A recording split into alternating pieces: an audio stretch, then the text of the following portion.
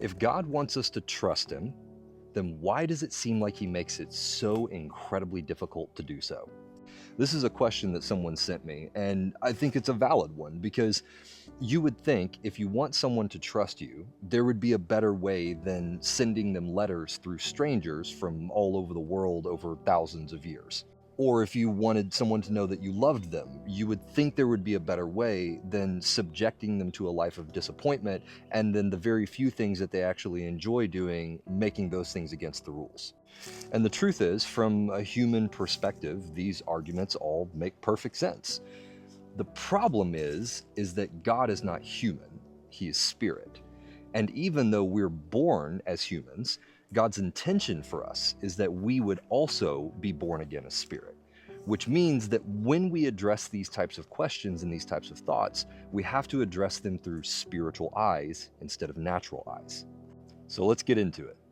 Now, to answer this question, we first have to look at the questions behind the question, which is one, why does God care if we trust him? And two, what exactly does he want us to trust him about? Now, we find the answer in the book of Ephesians. It says that God created us in love before the foundations of the universe for his good pleasure and purpose, that we would be his sons. And so we were created in love to be his sons. Now, for a relationship to be based in love, we must meet one crucial condition. It cannot be forced. Otherwise, the relationship will be based on obligation, coercion, or control instead of love. Now, how do we know this? Because we can see this demonstrated in other relationships in creation. If you look at the angels, they were created to be servants. So the basis of their relationship is obligation, and it's maintained by fear and punishment. The same is true of material creation. It was created to obey. And you see this in the book of Job, where it says that I said to the waves, or where were you when I said to the waves, this is your boundary, you will go no further. So the basis of the relationship for the material creation is control, and it's maintained through programming. But God didn't want that kind of relationship with us. He wanted a relationship based in love, which means the rules are different. And it also means that we're unique in creation, because where the servant is obligated to do the master's bidding and the material is controlled by the master's programming, we are neither obligated or controlled. Instead, God chose to present us with the evidence of his love and then give us the option to choose. Or you could put it another way, that our relationship is based in consent while other relationships are based in compulsion. So returning to our two questions, why does God want us to trust him? And what does he want us to trust him about? The answer is, he wants us to trust him because without trust, we cannot have a relationship based in love. And what he wants us to trust him about is that he loves us so that we will choose to engage him in that relationship. There's just one problem. In order for us to trust him in either of these things, we would need three things. First, we would need a proper definition of love, or a correct definition of love. Second, we would need evidence that he actually loves us. And third, we would need a certainty that we were not somehow programmed to choose him, but rather we're actually choosing out of a genuine desire to be in that relationship with him. And that's where we start to see the dilemma. I mean, how does God teach us what love is without appearing to have a bias, since his whole reason for teaching us what love is so that we'll love him? Or how does he demonstrate love to us in a way where we can actually trust his motives? And then lastly, how could we ever trust that we are actually choosing him when our power imbalance is so extreme that he could literally code it into our DNA to choose him and we'd never be the wiser? And the answer is actually found in reversing the order. So let me show you how this works.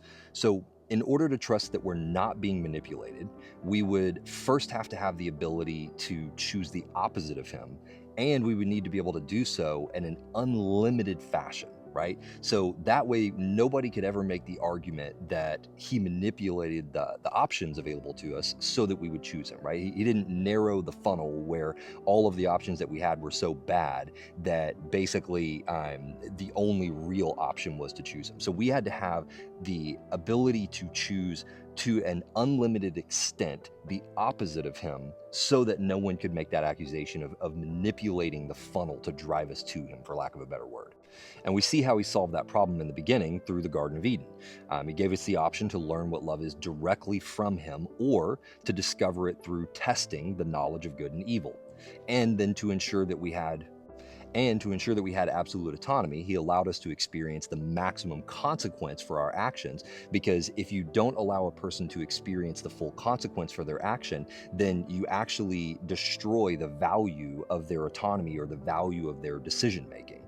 Then, when we chose testing, he endured with us while we tested literally every form of evil to the maximum possible extent within this physical realm. And then finally, when we had filled the earth with evil and all come under guilt for violating God's laws, he demonstrated the purity of his motives by subjecting himself to our highest form of cruelty in order to save us, which reveals that his love is genuine and that his motives are pure. Because if he had the power and the intelligence to force us, and he chose not to do that, but rather he chose coming down to our level, allowing us to treat him however we pleased, and all of that so that we could see the extent to which he is willing to go in order to demonstrate his love. Which brings us to our final dilemma of how can we recognize all of these demonstrations of love if we have an incorrect definition of love? And how do we get to the correct definition of love if the person who's supposed to be the source of that definition has an inherent bias for giving it to us? Now, this to me is the genius of God, because the way he did it is that he allowed us to learn through antithesis. He gave us the choice to learn directly from him so that we weren't forced to learn it through experiencing evil, which is the antithesis, because that wouldn't have been loving. But then, when we chose to learn by experience, he actually allowed us to learn through antithesis so that we could trust that the definition of love isn't being manipulated, since by our own experience, we have the basis of comparison. Essentially, by allowing us to learn what evil was by experience, it gave us a basis of comparison so that when we encountered God, who is the opposite of evil, we would be able to evaluate from our own experiences that the thing that he's bringing to us seems better than the thing that we've been experiencing. Because without that experience, we would then just have to trust that whatever it is that he's telling us is good or loving is actually good and loving. And that's exactly the problem that Eve ran into in the garden. When Satan said, God is lying to you, he's actually doing evil towards you by withholding, she didn't really have an answer because she had no experiential basis by which to compare. And this is where things get really crazy, because that means that all of the things that we would commonly point to as obstacles for trusting God, all the personal traumas that we experience, all the disappointments that we experience, the natural friction of living in this natural realm, all of these things are actually the very things that give us the basis of comparison to recognize his love without having to question whether the definition was manipulated. And when you put all three of these things together, the definition of love being the opposite of evil, the ability to trust God's motives towards us through Jesus' sacrifice, and the confidence that our choices are not being manipulated due to the existence of others choosing the opposite of God and the allowance of those choices to reach their absolute extreme, we are left with an unassailable argument that we can trust God to teach us about a reality beyond our own. That we can trust him when he tells us to do things that seem contrary to our natural experiences, like not worrying about what you're going to eat or what you're going to drink or what you're going to wear, but rather seeking first the kingdom instead and trusting that he's going to give those things to us. Or when he says that he's loving us by not allowing us to take possession of things that we want because we're not ready yet. Or he prevents us from pursuing passions that we think are going to make us happy because they're going to make our flesh happy, but ultimately will destroy our soul.